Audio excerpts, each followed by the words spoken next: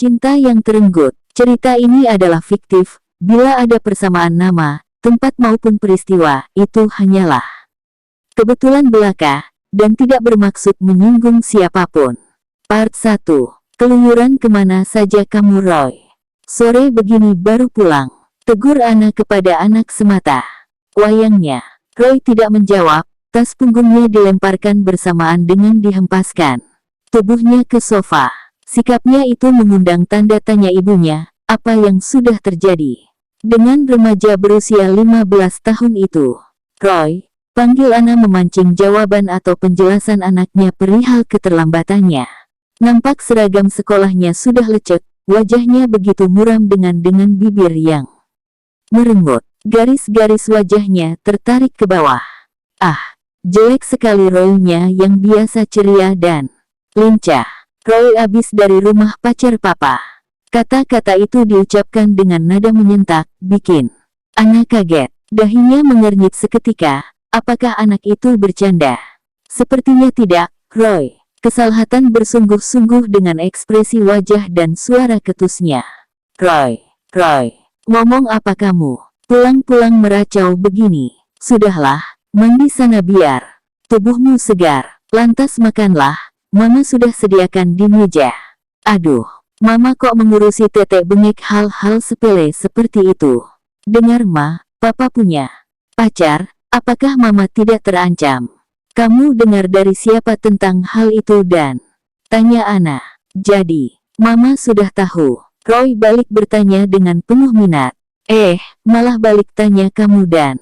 Jawablah dulu pertanyaan Mama, dari siapa kamu dengar berita itu? Roy tidak dengar dari siapa-siapa kok. Roy lihat dengan mata kepala sendiri, katanya. Mantap. Lalu dijelaskan apa saja yang diketahuinya dan bagaimana pula ia dapat mengetahui skandal ayahnya sendiri. Suatu saat teman Roy mengajaknya bertandang ke rumah gadis remaja yang ditaksirnya.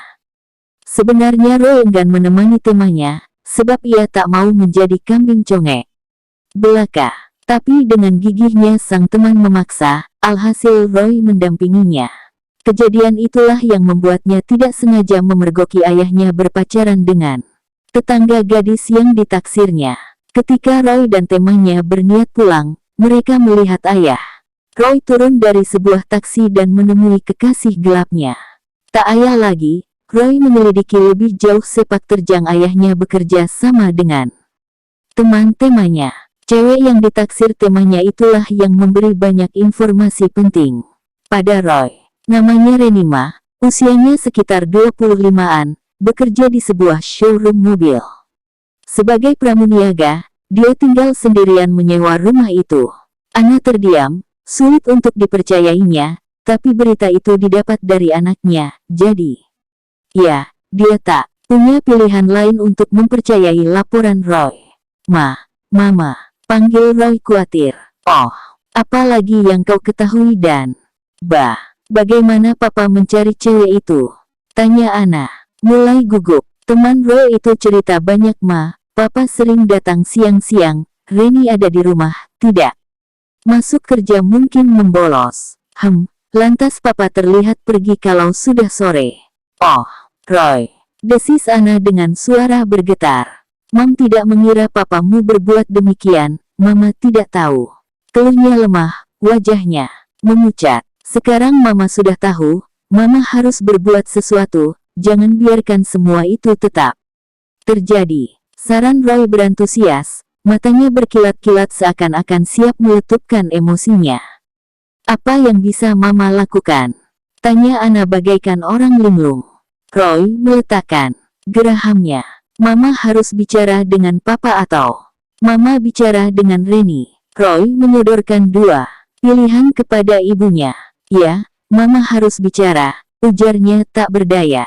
Roy beringsut mendekatinya dan menyentuh lengannya lembut. Kecintaan dan kasih sayang pada ibunya ditunjukkan lewat janjinya.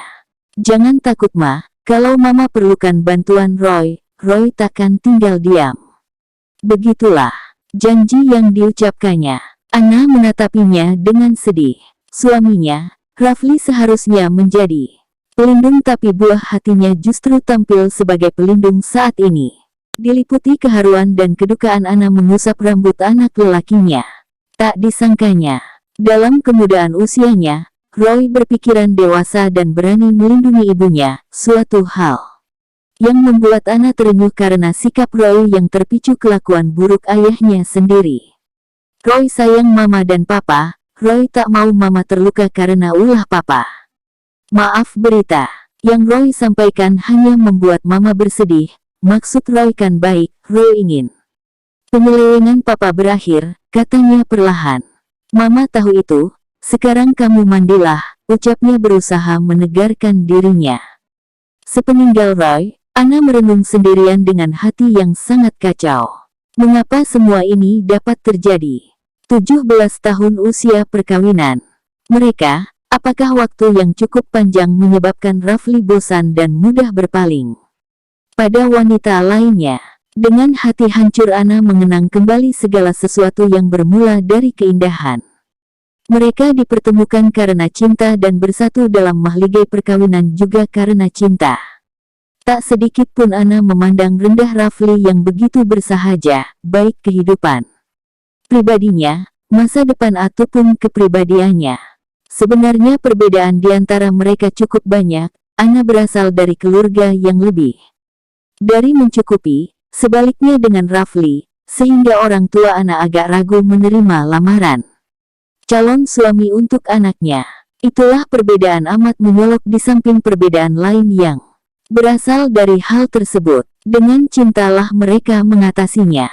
Tahun-tahun pertama perkawinan mereka amat sulit, terutama bagi Rafli beradaptasi dengan kehidupan istrinya. Pada mulanya dia begitu gigih bekerja untuk memenuhi kebutuhan rumah tangga mereka. Di samping itu Ana tidak diizinkan menikmati kekayaan milik orang tuanya. Tapi keadaan itu hanya bertahan beberapa bulan saja. Baru saja Rafli gagal memenuhi kebutuhan rumah tangganya, tapi Ana mati-matian membujuknya untuk memperdalam studinya, agar kelak penghasilannya berlipat ganda dan tidak seminim itu. Akhirnya Rafli menurut. Selama Rafli studi, praktis orang tua Ana lah yang menunjang perekonomian keluarga. Makanya Ana memutuskan untuk menunda kehamilannya sampai studi Rafli selesai. Dia ingin kelahiran buah hati mereka sepenuhnya menjadi tanggung jawab Rafli. Akhirnya cita-citanya kesampaian juga. Betapa bahagia dan bangganya Ana menghadapi kelahiran Roy pada saat Rafli mendapatkan pekerjaan yang cukup baik. Lahirnya Roy menyemarakkan kehidupan mereka sebagai suami istri. Kehadiran Roy pun mengubah status Ana dan Rafli, bukan hanya sebatas suami istri saja tapi menjadi ibu dan ayah. Penambahan status itu memberikan tambahan tanggung jawab yang harus mereka emban terhadap Roy, buah hati mereka. Dengan langkah limbung Ana masuk ke dalam kamarnya dan menghadap cermin besar. Bayangan tubuhnya terpantul di sana. Matanya tak berkedip menyaksikan bayangan dirinya. Usianya yang mencapai 40-an terasa mengkhawatirkan. Usia serawan itu mengundang kerut-merut di wajahnya. Pengunduran kekencangan kulitnya yang akan memudarkan kecantikannya, dan banyak lagi. Ana tidak mendapat kerutan yang berarti. Tapi hal itu tidak menenteramkan hatinya. Penyelengan Rafli yang dilaporkan Roy begitu mengguncang jiwanya dan melumpuhkan kebahagiaannya selama ini. Pengorbanannya tidak berarti apa-apa. Rafli tidak berbeda dengan suami-suami yang menyimpan cintanya pada wanita lain dan menyelubungi perbuatannya dengan sempurna. Begitu sempurna, sampai Ana tidak pernah mencurigainya dan menganggap Rafli amat setia pada dirinya dan kehidupan mereka sekeluarga teramat bahagia. Ana menghela nafas panjang, panjang sekali. Dibalikkannya tubuhnya dan dihempaskannya di atas pembaringan. Ia menangis terseduh-seduh menyesali semua yang terjadi dan tidak mampu dielaknya. Kenyataan itu amat pahit. Rafli menyeleweng. "An, kamu kenapa? Sakit?" Rafli bertanya lembut. Ana menahan dirinya untuk tidak menangis di hadapan laki-laki itu. Sekian lama mereka mengarungi bahtera rumah tangga, jiwa raga Ana sudah diserahkan sepenuhnya pada suaminya. Cintanya begitu dalam dan sekarang, ia berhadapan dengan Rafli yang diketahuinya berselingkuh. Ana amat terluka dikhianati orang yang dikasihinya sepenuh hati. Ana, aku tidak sakit, aku hanya kecapean saja. Jawab Ana dengan suara datar. Maaf makan. Malammu tidak kutemani, tadi aku makan sama Roy. Sambungnya pula. Tak apa. Kalau kamu capek, beristirahatlah, kata Rafli beranjak keluar dari kamarnya. Ana berebahkan tubuhnya lebih leluasa karena dikiranya Rafli tidak kembali dalam waktu dekat. Tapi beberapa saat kemudian Rafli muncul lagi dengan membawa koran. Aku juga capek, mau tidur, tapi sebentar lagi lah, aku sedang ingin membaca koran. Kamu, tidak keberatan lampu dinyalakan.